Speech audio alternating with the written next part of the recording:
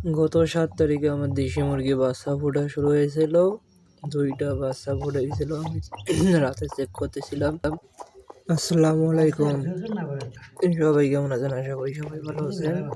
নতুন করে আমার দেশি মুরগির বাচ্চা ফুটে বেরোচ্ছে, আপনারা সবাই দোয়া করবেন।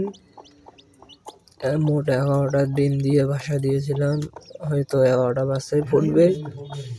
দেখা যাক এখন কি হয়। আশা করি 11টা বাচ্চায় ফুটবে। এটা হচ্ছে 7 তারিখ রাতের ভিডিও।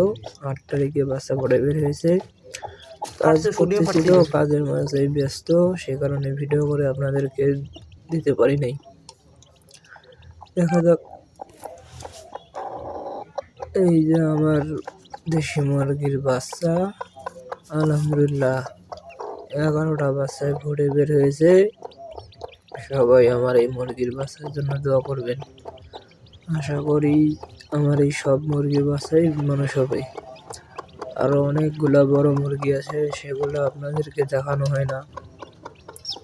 পরবর্তী কোনো ভিডিওতে আপনাদেরকে সব দেখাবো।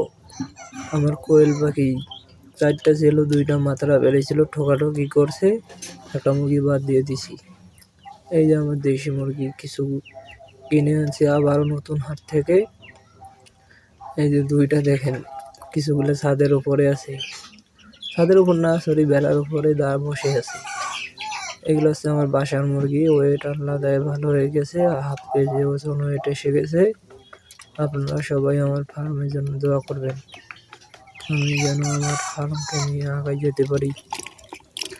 পুকুরে হাত দিয়ে হাসতে, আপনারা কী বলেন জানি না, আমি এটা বলি হাত দিয়ে মাছ মারি তো, পানিতে মাছ ধরাকে হাসতে মাছ বলি।